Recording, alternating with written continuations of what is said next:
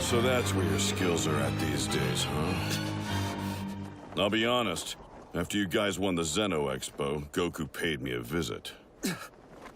Wait, so then my dad already told you everything? Yeah. He told me about your performance, how well you did there, and how if we lose the tournament, our universe gets destroyed. Fine. You just found yourself another teammate, Goku. Yeah?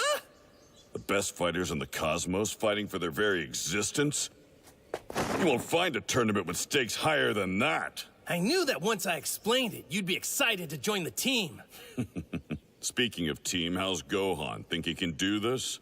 Well, considering how little he fights these days, I think he handled himself pretty well at the Expo. On the other hand, we both know how much power he's got locked deep down. He could do way more. Do you have any sensu beans?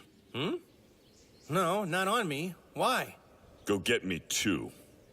I'm going to whip Gohan back into shape for the Tournament of Power. No argument here. Whatever helps the team. Be glad that I got these sensu beans, Gohan. Because from here on out, things get tough. Oh, I'm ready, Piccolo. If we're gonna win this thing, I need to be stronger than I've ever been before.